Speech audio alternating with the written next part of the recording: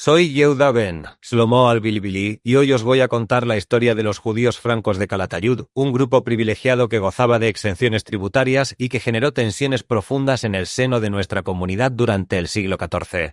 Desde mi cueva en la Paprota, donde he contemplado durante siglos las divisiones y conflictos internos de la aljama, he visto cómo el privilegio de la franquicia fiscal creó una fractura que marcó profundamente la vida de la judería bilbilitana. La naturaleza del privilegio franco. Según nos documenta el investigador Máximo Diago Hernando en sus estudios sobre la comunidad judía de Calatayud durante el siglo XIV, los judíos francos constituían un grupo especial dentro de la aljama que gozaba de exención tributaria. Estas familias francas se diferenciaban claramente del resto de la población judía por su estatus fiscal privilegiado, mientras que la mayoría de los judíos de Calatayud debían contribuir con impuestos tanto a la corona como a la propia aljama. Los judíos francos estaban exentos de estas cargas financieras.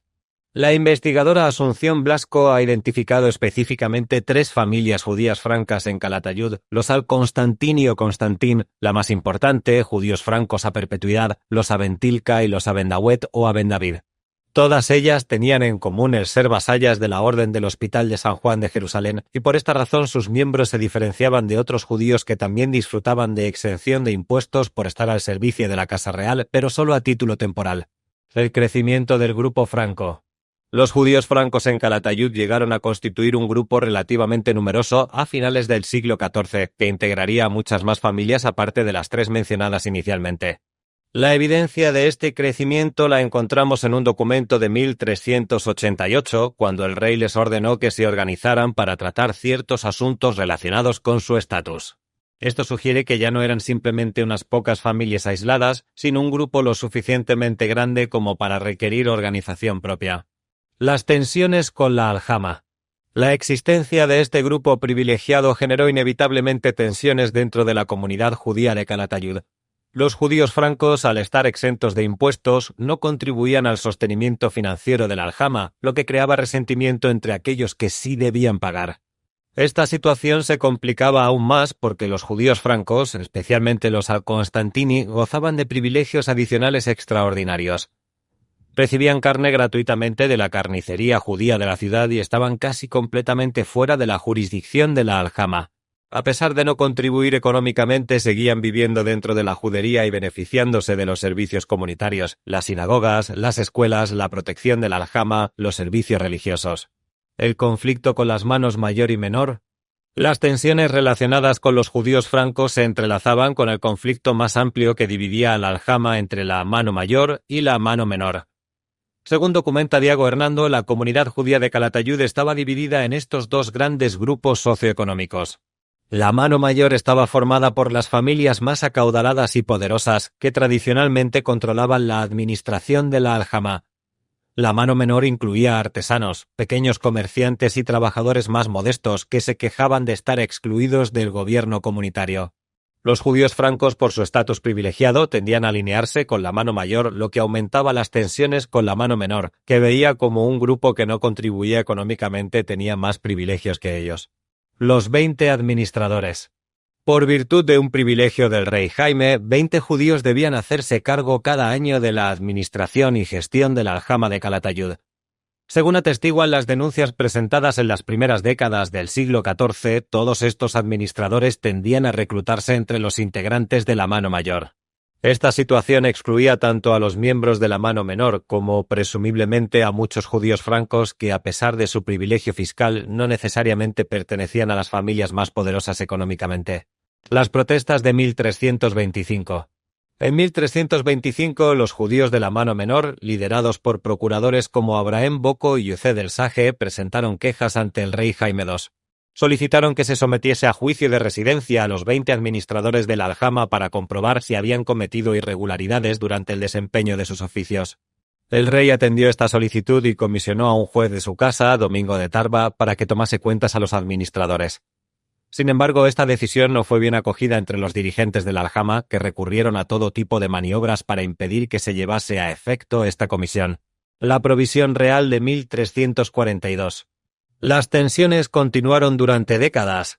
En 1342, los judíos dedicados al trabajo artesanal y a la correduría, que por costumbre nunca habían sido admitidos a participar en tareas de administración de la aljama, obtuvieron en la corte de Pedro IV una real provisión muy significativa.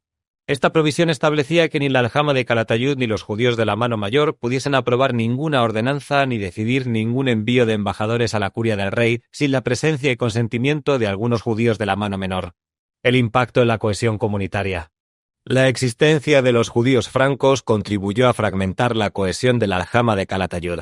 Una comunidad que debería haber estado unida frente a las presiones externas se encontraba dividida internamente por cuestiones de privilegios fiscales y representación política.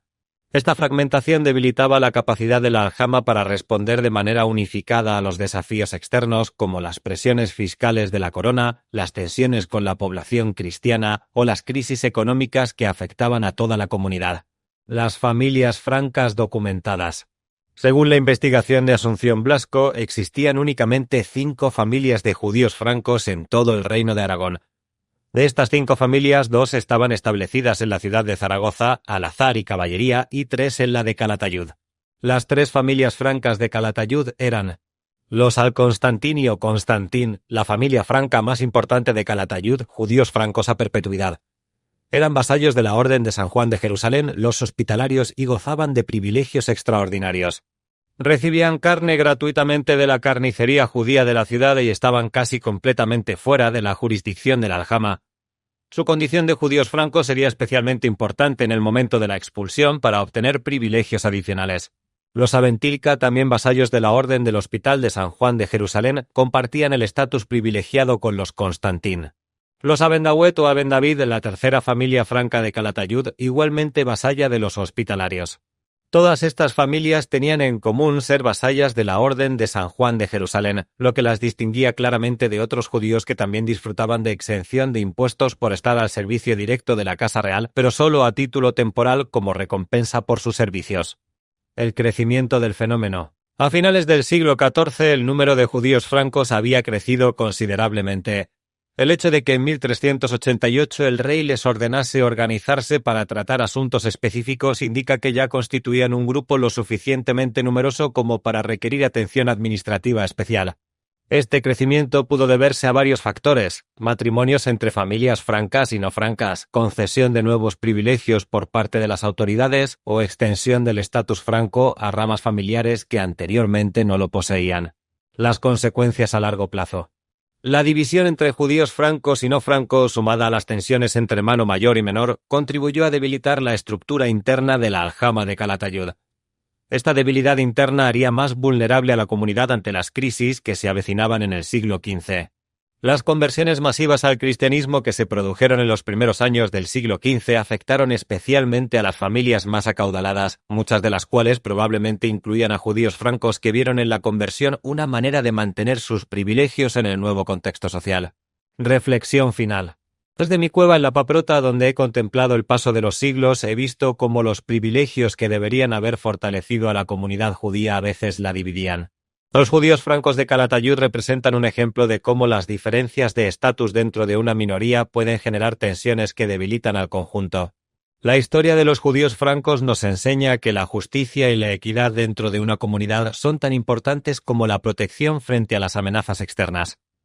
Una aljama dividida internamente es una aljama vulnerable. Que su memoria nos sirva de lección sobre la importancia de la cohesión comunitaria y la justicia social, valores que trascienden las diferencias de estatus y privilegio. Salom. Dirección y producción, Javier Bona.